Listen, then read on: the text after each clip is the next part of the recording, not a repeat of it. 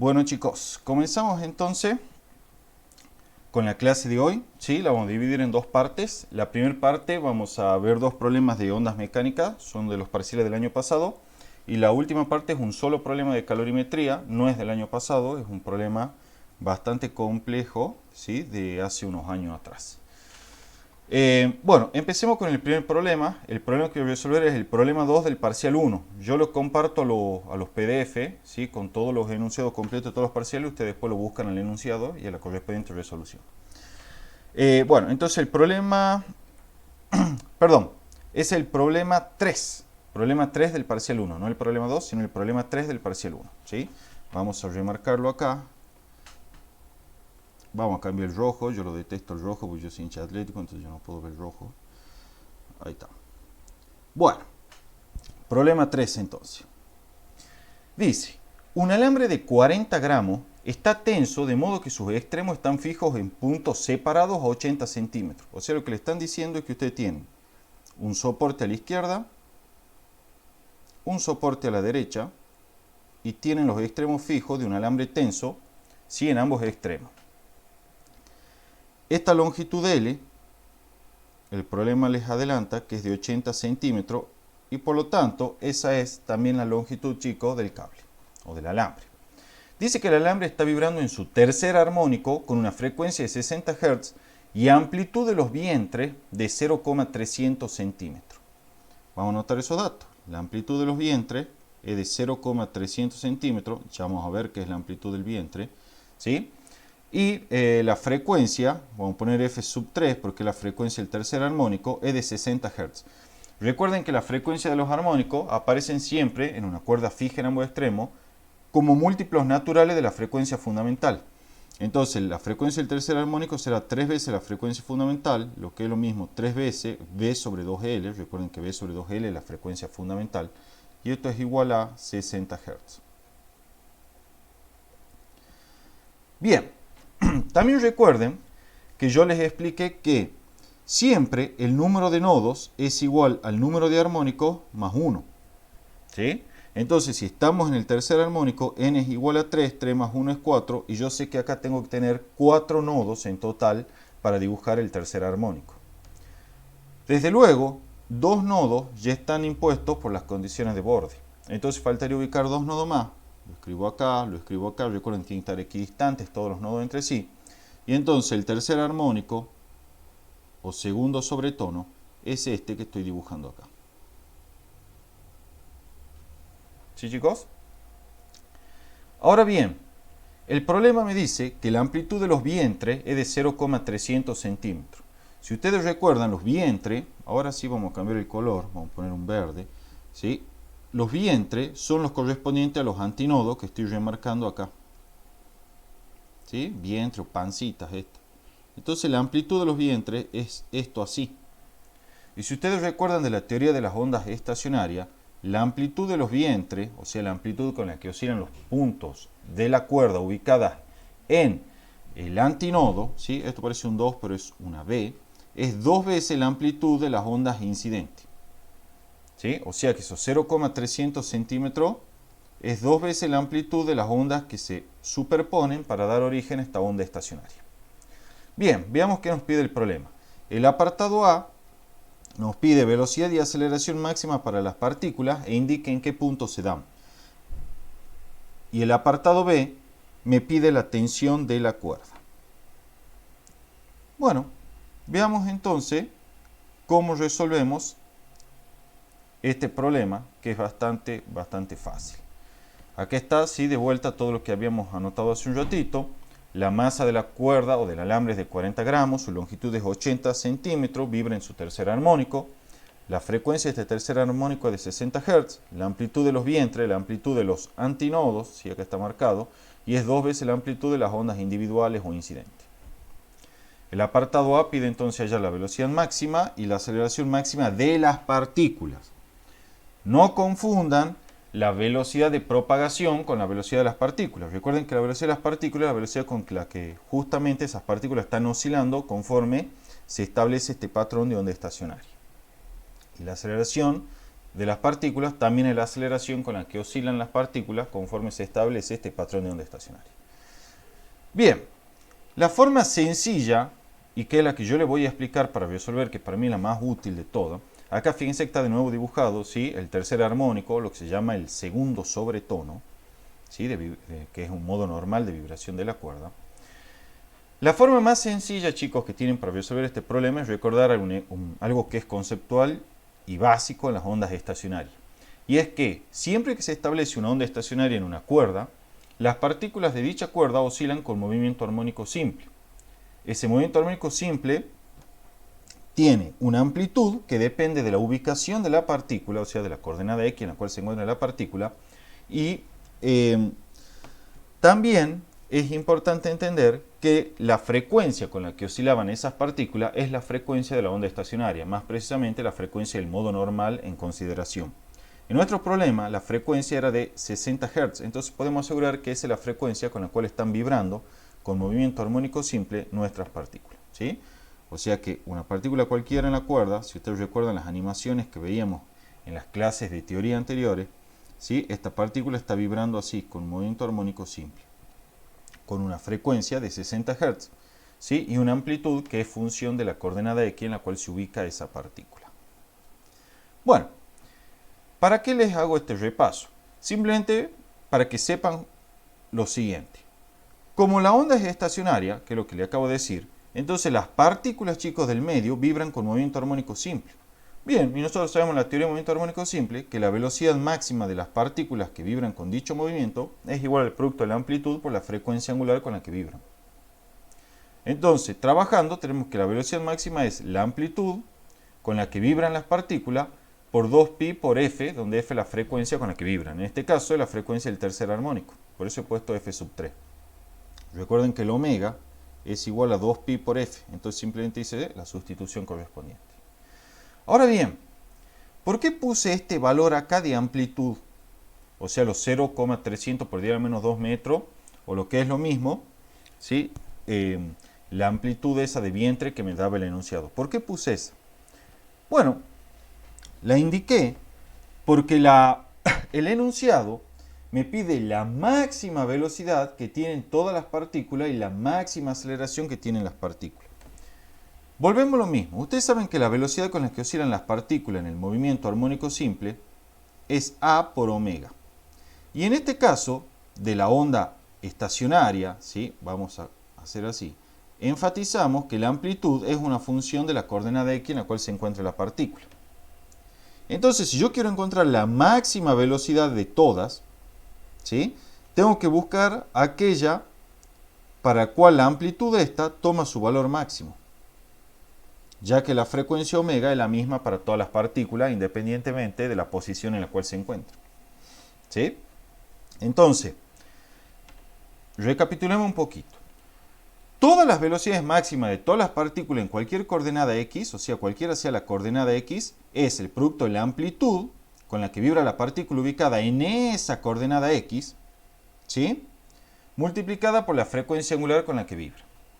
Ahora bien, la frecuencia angular con la que vibra es la misma para todas las coordenadas X. Entonces, si yo quiero encontrar la máxima de las máximas velocidades, ¿sí?, debo buscar aquella en la cual la amplitud de esta es justamente máxima. Y si vamos al dibujito, vamos a ver que es obvio. ¿Quiénes son las partículas que vibran con amplitud máxima?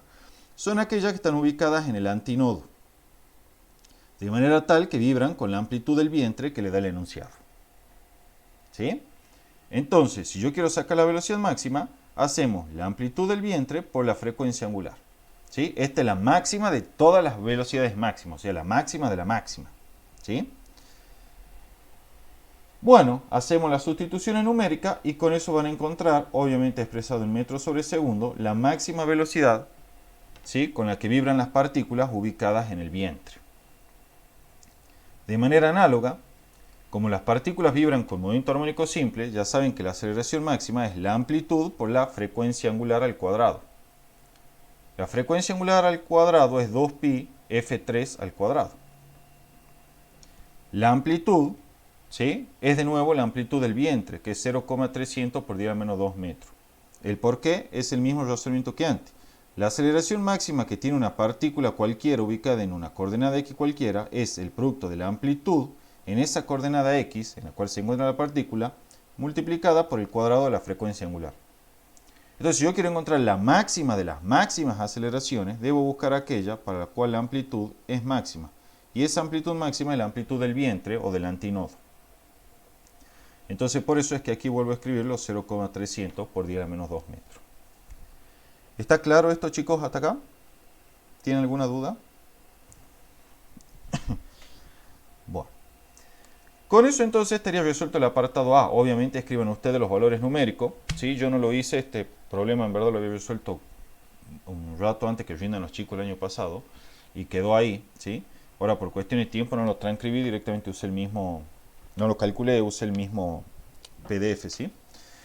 Bueno, algo más que pedía ese problema era que indiquen en qué condiciones se presentaban la máxima velocidad y la máxima aceleración. Ya lo vimos esto, ¿sí? Durante las clases regulares, pero lo volvemos a ver. La velocidad máxima, chicos, se da cuando las partículas o las cuerdas de la partícula, perdón, no, las partículas de la cuerda, quiero decir, pasan por la posición de equilibrio, ¿sí? Esto ya lo hemos visto, es una consecuencia inmediata del hecho de que las partículas experimentan o vibran con movimiento armónico simple. Ustedes, si recuerdan, en un sistema masa-resorte, que por ahí tal vez sea el ejemplo más sencillo de movimiento armónico simple, ¿sí? La máxima velocidad del resorte, perdón, de la masa conectada al resorte, se daba cuando la misma pasaba por la posición de relajación del resorte. O sea, en aquella posición donde la fuerza elástica era nula y por lo tanto el resorte no estaba ni estirado ni comprimido. La idea acá es exactamente la misma. Las partículas de la cuerda vibran con movimiento armónico simple hacia arriba y hacia abajo en forma transversal a la longitud de la cuerda. La máxima velocidad de las partículas de la cuerda, cuando están vibrando, ocurre cuando pasan por la posición de equilibrio, es decir, cuando la cuerda no está estirada en absoluto, sino en su posición de relajación, que es perfectamente horizontal como se ve aquí. Por eso es que esta posición es la que corresponde a la máxima velocidad de la cuerda, ¿sí? O de las partículas de la cuerda, lo mismo, porque forman parte de la cuerda justamente, en este patrón de onda estacionaria correspondiente al tercer armónico. Y de hecho, para cualquier otro armónico también. ¿Sí? ¿Está claro eso, chicos? ¿Quieren preguntar algo? Bueno. Lo otro que pedí el problema era que dibujemos el patrón de la cuerda cuando la aceleración es máxima. De vuelta, por analogía, con un sistema masa-resorte, nosotros sabíamos que la aceleración era máxima cuando el resorte estaba experimentando su máxima deformación. La máxima deformación del resorte ocurría en la posición de amplitud A o de amplitud menos A en el caso de la compresión. ¿Sí? En otras palabras, la máxima aceleración ocurre cuando el resorte tiene máximo estiramiento. ¿Es lógico esto? Sí, es lógico, porque cuando el estiramiento sea máximo, la fuerza elástica va a ser máxima y por segunda ley de Newton la aceleración va a ser máxima. Por esa razón, cuando las partículas acá vibran con movimiento armónico simple hacia arriba y hacia abajo, la máxima aceleración se presenta cuando la cuerda experimenta su máxima deformación, o sea, están en su posición de máxima amplitud, ¿sí? O de amplitud. Por lo tanto, la posición de la cuerda cuando la aceleración es máxima es simplemente esta en verde acá, o bien esta indicada en línea de trazo aquí. ¿Sí? Esas son las dos posiciones en las cuales la aceleración de la cuerda, o de las partículas de la cuerda, lo mismo, es máxima. ¿Tienen alguna duda, chicos, de acá? Bien. El apartado B, recuerden, me pedía simplemente calcular la tensión T de la cuerda. ¿Sí? La tensión T de la cuerda. Entonces, ¿cómo hacemos para calcular la tensión T de la cuerda? No es nada difícil. Fíjense lo siguiente. Nosotros sabemos que nuestra cuerda está vibrando en el tercer armónico. Eso implica que su frecuencia es 3 veces la frecuencia fundamental, que es B sobre 2L.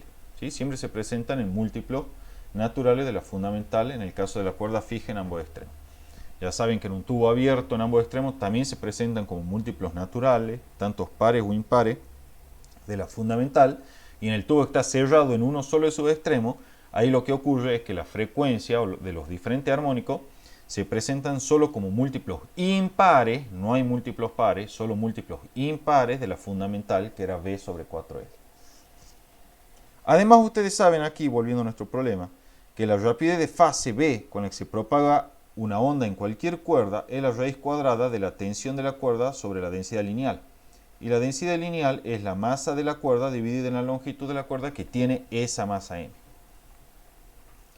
Entonces, hacemos la sustitución. A B lo expreso como la raíz cuadrada de F sobre mu. ¿Sí? Acá quedaba demostrado de que de vuelta la rapidez de fase de una onda depende exclusivamente, de una onda mecánica en realidad, depende exclusivamente de las propiedades físicas del medio y es independiente de la frecuencia y de la longitud de onda. Bueno, pasamos multiplicando la longitud de L, ¿sí?, por 2L acá, y paso dividiendo el 3 para dejar expresado esto como F, bueno, que es la frecuencia del tercer armónico, por 2L sobre 3, igual a la raíz cuadrada de F sobre mu. Pero al elevar miembro a miembro al cuadrado, ¿sí?, consigo simplificar o eliminar esta raíz y me quedará esta expresión al pasar la densidad lineal multiplicando.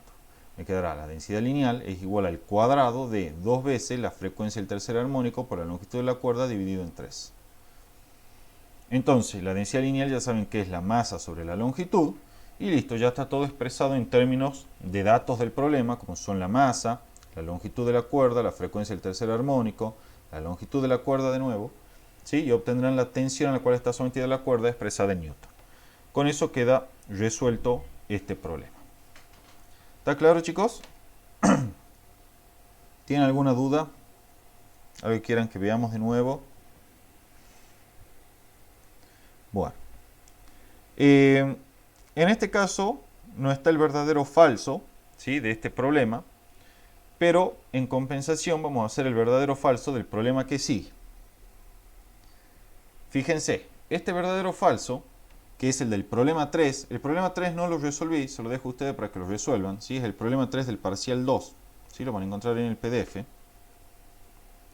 El verdadero o falso me dice: cuando se modifica la frecuencia de la onda viajera, su velocidad de propagación cambia. ¿Qué opinan? Alguno que me conteste, por favor. ¿Cambia si modifico la frecuencia F? No. ¿Por qué no? ¿Falso? Exacto, es Porque falso. Exacto, es falso. ¿Por qué? Porque la rapidez fase, dijimos 1000 veces, que es independiente de la frecuencia F. No se dejen engañar por esta ecuación. Si ustedes multiplican, por ejemplo, incrementando la frecuencia F, ¿sí?, lo que va a ocurrir es que la longitud lambda va a disminuir en el mismo factor, de manera tal que este producto lambda por F es constante y la rapidez fase no se modifica. Es una propiedad general de las ondas mecánicas que la rapidez fase sea independiente de la frecuencia F y de la longitud de onda lambda. Por lo tanto, la respuesta, ese verdadero o falso, es falsa, ¿sí? Cuidado con eso, no se dejen engañar por esta ecuación. Recuerden que en esta ecuación, si ustedes incrementan la frecuencia F en un cierto factor, la longitud de onda disminuye en el mismo factor y la rapidez fase permanece inalterada. Algo que es obvio, porque fíjense que todas las expresiones para la rapidez fase que vimos de ondas mecánicas dependen exclusivamente de las propiedades físicas del medio. O sea, por ejemplo, volviendo al ejemplo de la cuerda, la rapidez fase era la raíz cuadrada de F sobre mu. Y esto vale para toda la frecuencia F. Entonces, si vos venís y ponés una frecuencia F sub 1, vas a volver a calcular la rapidez de fase como F sobre mu. Y si pones una frecuencia F sub 2, vas a volver a aplicar la misma fórmula, porque vale para toda la frecuencia F. Entonces vas a concluir que esta velocidad de fase, o rapidez de fase, en realidad hablando con más propiedad, son iguales para todo par de frecuencia F sub 1 y F sub 2. En otras palabras, no se modifican al cambiar la frecuencia y por lo tanto es independiente de la frecuencia. ¿Sí? Bien, resolvamos entonces el último problema de ondas y ya resolvemos el de calorimetría y quedan desocupados. Este es el parcial número 3, ¿sí? Parcial número 3, problema 3. Este parcial 3, problema 3, dice que de una cuerda de masa de 8 gramos y longitud 5 metros, cuelga una masa de 4 kilogramos a través de una polea ideal. Dicha cuerda comienza a vibrar en su tercer armónico y pide hallar la rapidez de fase de las ondas viajeras que se superponen, B, la frecuencia de las ondas y después el C es un verdadero o falso. Entonces, la situación es esta, chicos. Tienen acá, fíjense, esto de ahí es la cuerda, ¿sí? Esto es la cuerda y este es el bloque de 4 kilogramos que está suspendido de esa cuerda. El primer apartado entonces nos pide hallar la rapidez de fase de las ondas viajeras que se superponen para producir la onda estacionaria que corresponde al segundo sobretono o tercer armónico. Bien, vamos a resolver entonces el problema en cuestión.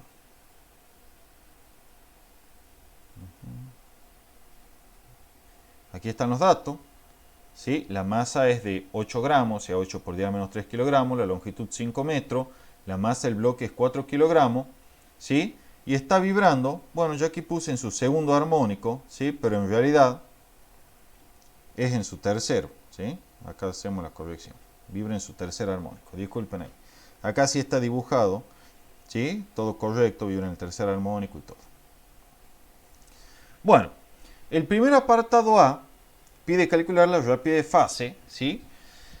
De la onda. Sabemos que las ondas que se superponen, las ondas viajeras que se superponen para dar lugar a esta onda estacionaria, tienen una rapidez de fase que es la raíz cuadrada de f sobre mu. Entonces, la densidad lineal es muy fácil de calcular. Es directamente el cociente de la masa de la cuerda dividida en la longitud de la cuerda que tiene esa masa. O sea, 1,6 por 10 a la menos 3 kilogramos sobre metro, ¿sí? Que resulta dividir la masa en la longitud que nos da el enunciado. Lo interesante viene acá. Si ustedes se fijan aquí en el diagrama y hacen un diagrama de cuerpo libre para este bloque, recuerden que ese bloque, chicos, que está suspendido, está en equilibrio, porque está suspendido respecto de algún observador inercial. Digamos que el observador inercial, ¿sí? Tiene un eje Y que apunta hacia arriba. Entonces, dibujamos todas las fuerzas que actúan sobre él. Será el peso del bloque, que es igual a la masa del bloque por G, ¿sí? Y dibujamos la tensión T. Recuerden que el peso es ejercido por la tierra sobre el bloque, ¿sí? Producto de la interacción entre ellos dos, y la tensión T es ejercida por la cuerda sobre el bloque. Como el bloque tiene aceleración nula, ¿sí? Cuando yo haga la suma de fuerza en I, en la dirección I, esto va a ser la tensión T que va sumando positiva porque apunta hacia el lado positivo de las I, es decir, hacia arriba, y el peso que va restando porque apunta hacia la parte negativa de las I, esto es hacia abajo. Como hemos dicho que el bloque está suspendido, quiere decir que está en reposo. Si está en reposo, la aceleración debe ser nula y por lo tanto la segunda ley de Newton implica que la tensión es igual en módulo al peso, es decir, a m por b por g.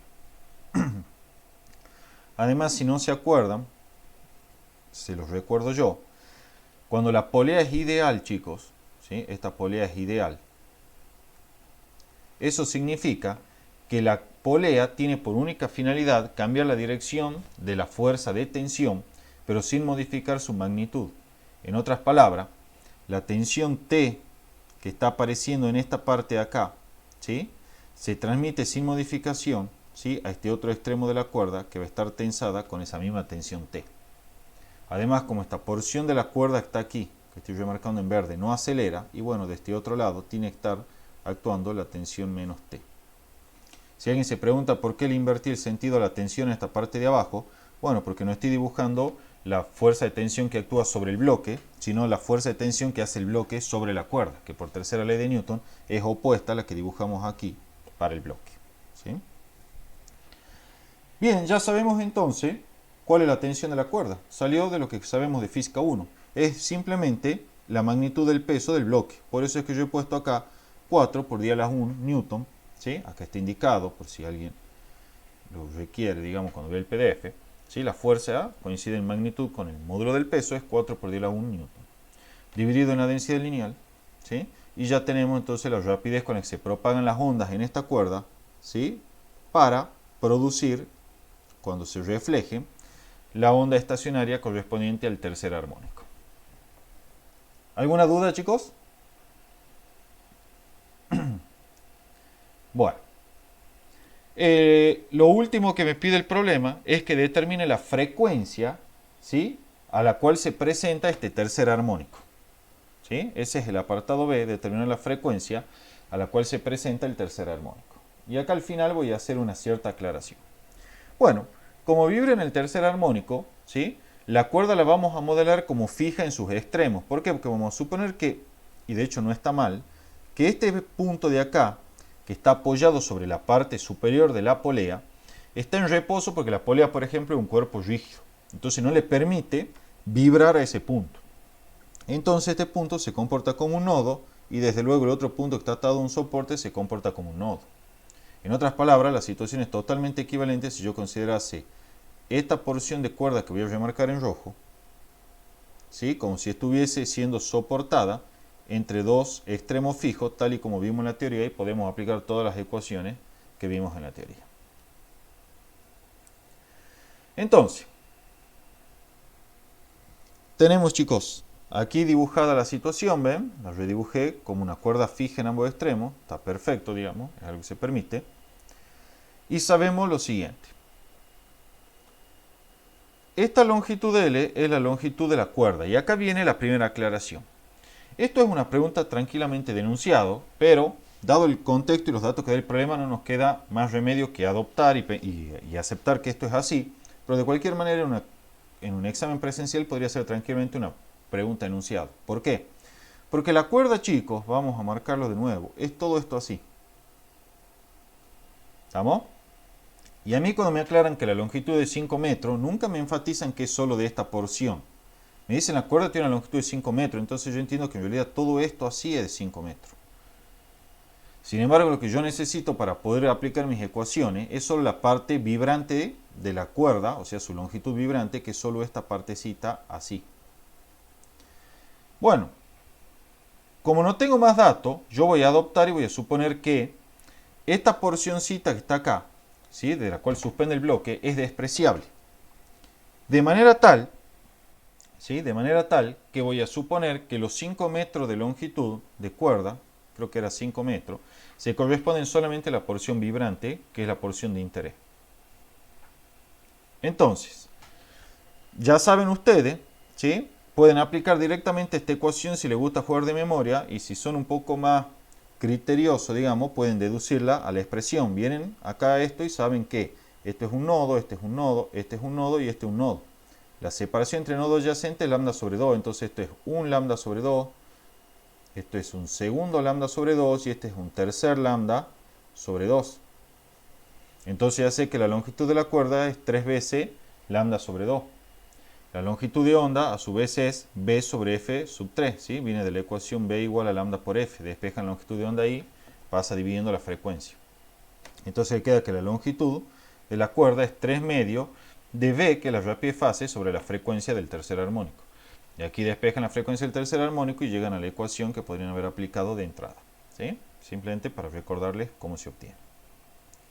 Bien, de acá ya todo es dato. La rapidez fase B la calculamos en el apartado A. La longitud L no le queda otra, la vamos a suponer que es 5 metros. ¿Sí? Hacemos las sustituciones numéricas y me queda que la frecuencia del tercer armónico es 45 Hz. Y ahora yo les pregunto, chicos, ¿cuál es la frecuencia a modo de ejercicio del primer armónico o modo fundamental? Si es 45 Hz la del tercero. ¿Cuánto sería? No importa que contesten mal, contesten nomás. ¿No tienen idea? ¿Cómo se presentan las frecuencias naturales en una cuerda fija en ambos extremos? Recuerden, siempre se presentan como múltiplos naturales de la frecuencia fundamental, o sea, la frecuencia del enésimo armónico es n veces la frecuencia fundamental. ¿Sí? Entonces, la frecuencia del primer armónico es para n igual a 1, es igual a f sub 1, ¿sí?, que es igual a b sobre 2L en el caso de una cuerda fija. Si yo particularizo la expresión de acá arriba para el tercer armónico, esto es 3 veces la fundamental. Y yo sé que esto es 45 Hz, lo calculamos recién, ¿se acuerdan? Entonces, ¿qué hacen si quieren sacar la fundamental, chicos? Al 3 lo pasan dividiendo para acá. Y eso le quedará que la frecuencia fundamental es 45 dividido en 3, que es igual a 15 Hz. Esa es la frecuencia fundamental. ¿Sí? Muchas veces da la impresión que le faltarían datos. Puede usted creer que le estarían faltando datos para resolver y no. No pierdan de vista que las frecuencias siempre son múltiplos naturales de la fundamental. Entonces, si conocen una, cualquiera de la serie armónica, listo, ya empiezan a jugar con los múltiplos y despejan las otras restantes. ¿Sí? Bueno, acá está la aclaración que le decía. Si considero L igual a 5 metros, que es la longitud de la cuerda, o sea, considero despreciable la longitud de la cuerda atada al bloque. Esto sería una pregunta de enunciado en un examen presencial. Para finalizar la parte de ondas, vamos a leer el verdadero o falso. El verdadero o falso dice: en un medio sólido y elástico, la rapidez de las ondas longitudinales es menor que la de las ondas transversales. Bueno, nosotros ya vimos de nuestra teoría de deformaciones que el módulo de Young siempre es mayor que el módulo de corte. ¿Sí? Y sabemos que la velocidad de las ondas longitudinales con las que se propagan es igual a la raíz cuadrada del módulo de Young sobre la densidad. Mientras que sabemos que la velocidad de las ondas transversales en una varilla sólida es igual a la raíz cuadrada del módulo de corte G sobre ρ. ¿Sí? Esto solo en varillas. Ahora bien, como la densidad de la misma, porque el material es el mismo, o sea, estamos en un mismo medio, ¿sí? ¿Quiénes van a definir quién es mayor? Si las longitudinales o las transversales van a ser los módulos de corte y los módulos de elasticidad. Como el módulo de elasticidad es mayor que el módulo de corte, pueden asegurar que entonces la rapidez de las ondas longitudinales es mayor que la de las ondas transversales. De hecho, yo cuando enseñé la teoría le dije, estas son las que se llaman en sismología la onda P por primera, ¿sí? Y estas son las ondas S por segundas. ¿Sí? Cuando son los temblores o los terremotos, primero sienten o perciben las ondas longitudinales y a continuación llegarán las ondas transversales o ondas S. ¿Sí? Por lo tanto, como este enunciado o esta proposición dice la onda longitudinal es menor que la de las ondas transversales, ya saben que es un tremendo falso. ¿Sí? Con eso están terminados los problemas de onda de hoy. ¿Tienen alguna duda, chicos? ¿Ninguna? Bueno. Dejamos de grabar entonces la